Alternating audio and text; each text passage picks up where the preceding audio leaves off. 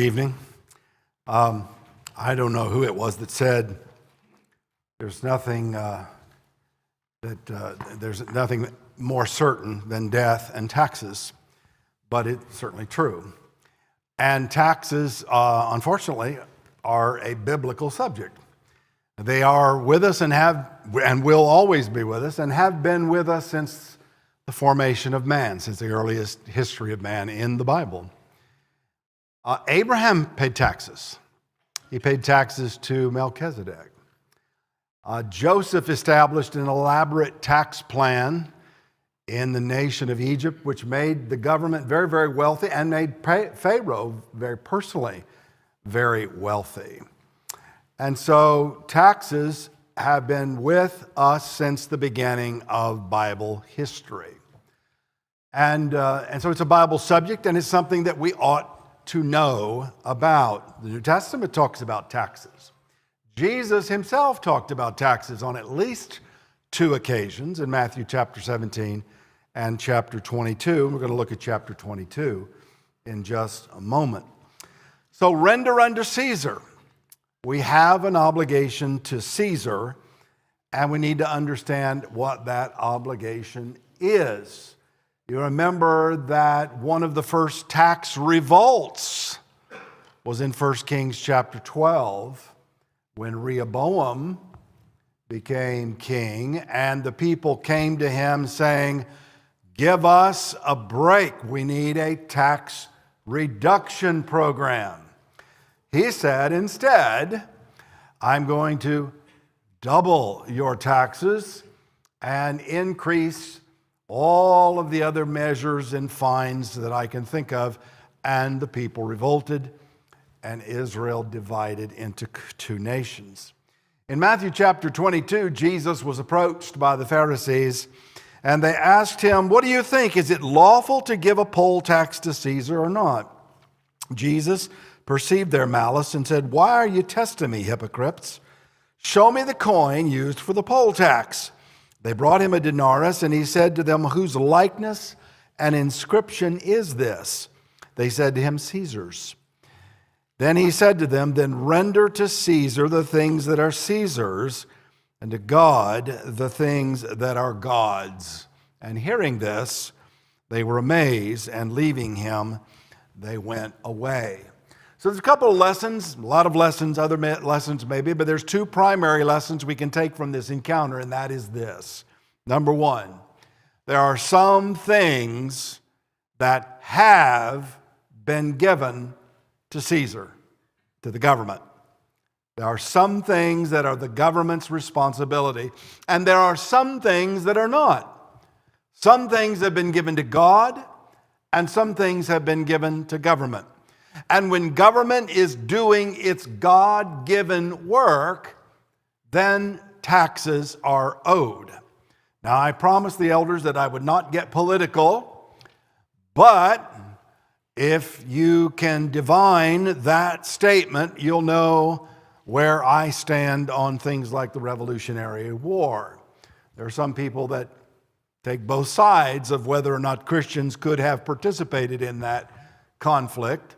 And you'll know where I stand based on that statement. Because government has a role. God's given that role to it. And when it does its role, its work, taxes are owed. So what is the role of the government? Well, we read about it in Psalm 72. And Solomon wrote this psalm. And here's what he said. "Endow the king with your justice, O God, the royal son with your righteousness.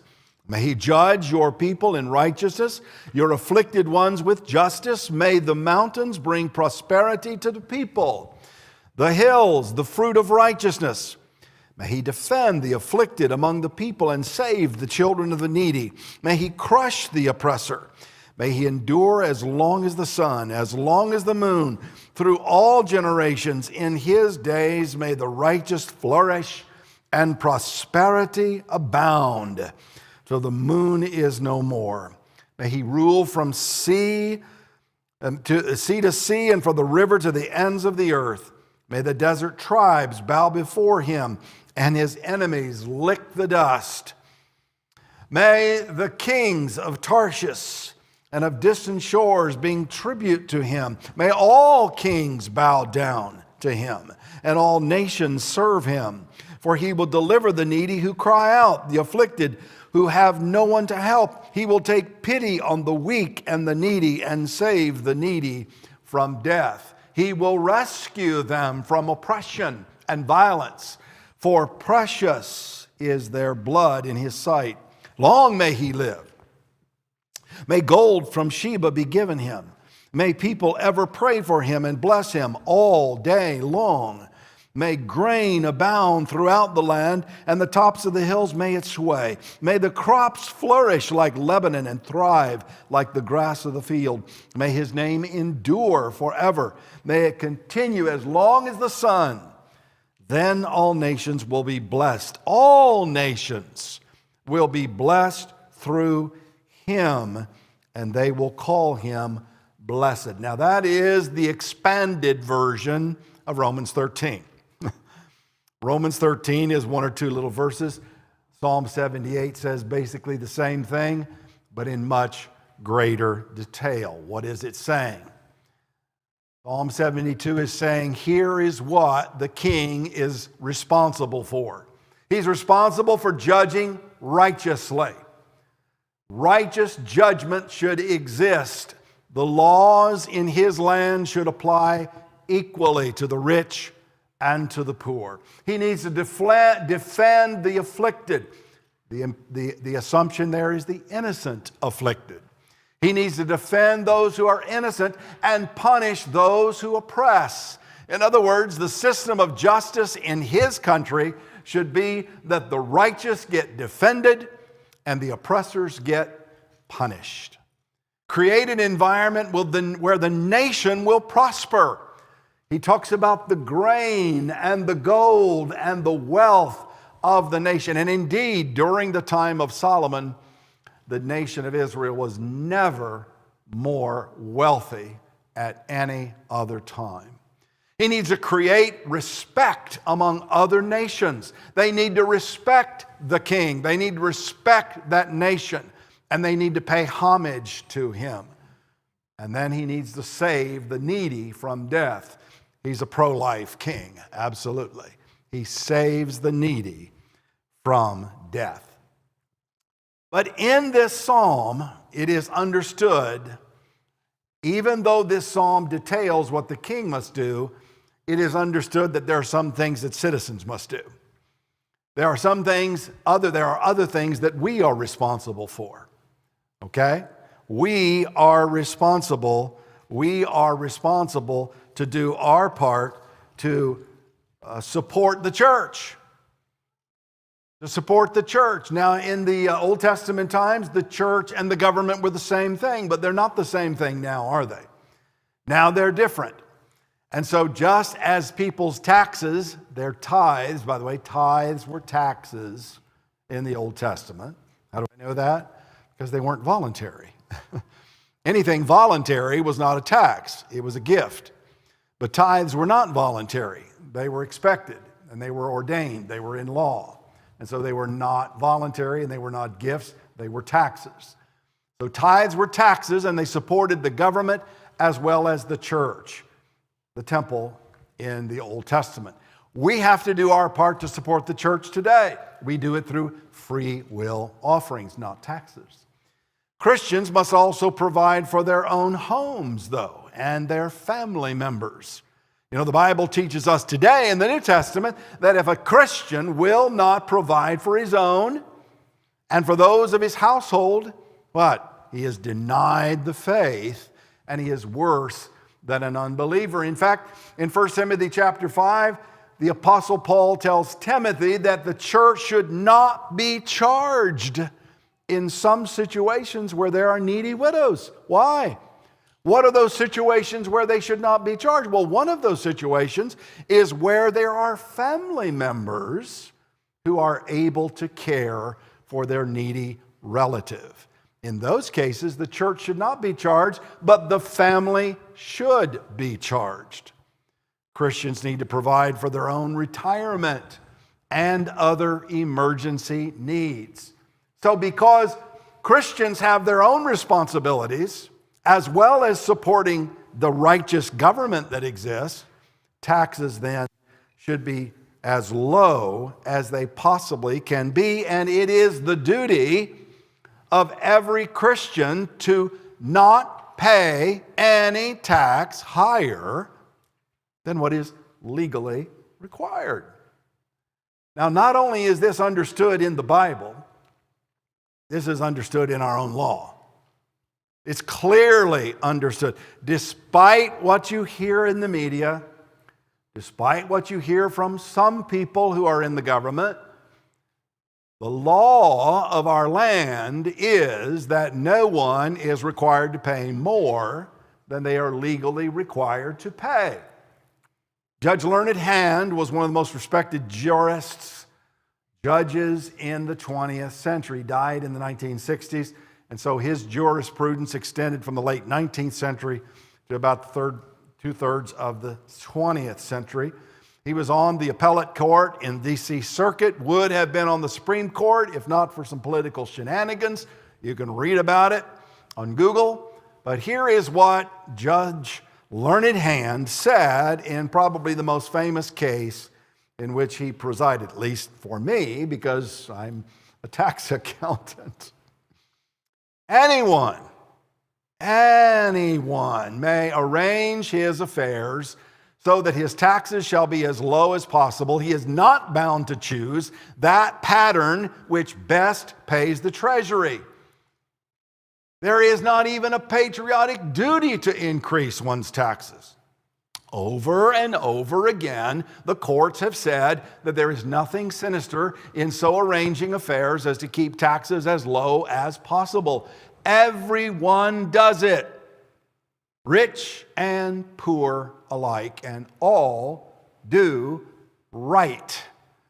For nobody owes any public duty to pay more than the law demands. Taxes are enforced exactions, not voluntary contributions. Now, that was in 1934, affirmed by the Supreme Court in 1935. Someone might say, well, that was almost 100 years ago, Ralph. Surely that's not the situation today. Well, wrong.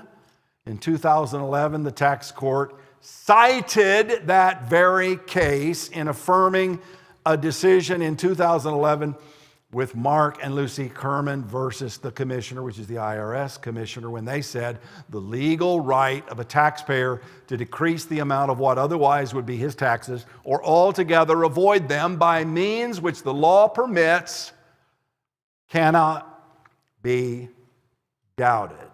Cannot be doubted. Even the IRS, in its own documents, acknowledges that there is a right to avoid taxes. Avoid versus evade. This is quoting from the IRS manual in section 913, subsection 1. The distinction between avoidance and evasion is fine, yet definite. One who avoids tax does not conceal or misrepresent, but shapes and pre-plans events to reduce or eliminate tax liability, then reports the transactions.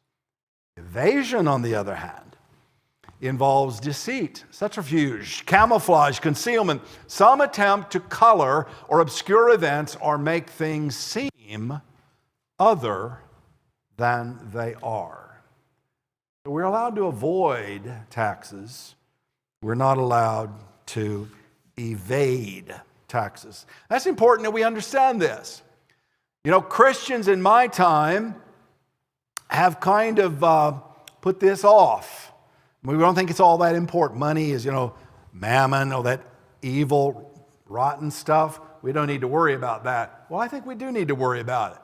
I think we need to be concerned about it, and I think we need to know about how to handle our money and how to reduce our taxes, and that's why I help people do that. And that's what I've spent the last 40 years of my life doing.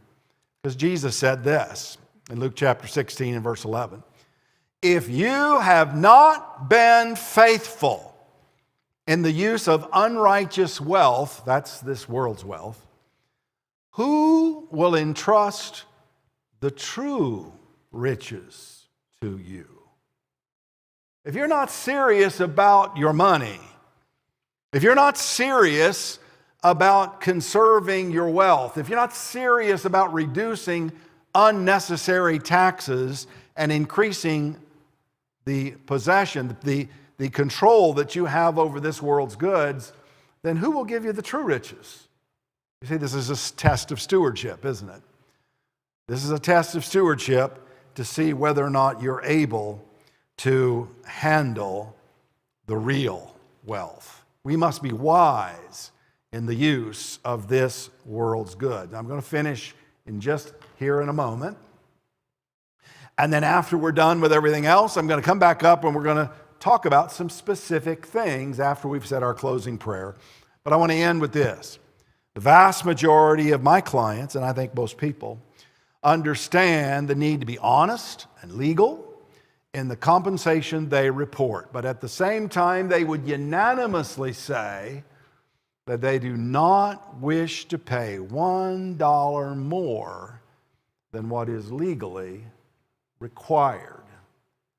We need to be of that same mindset because Jesus is watching us. God is judging us based on how we handle this world's good. It has a bearing. It has a bearing. It's not the only thing, but it has a bearing on God's view of how we can handle true wealth. There's one here tonight that needs to render obedience to the gospel. If you need to repent of some sins in your life, we offer you this opportunity now. If you need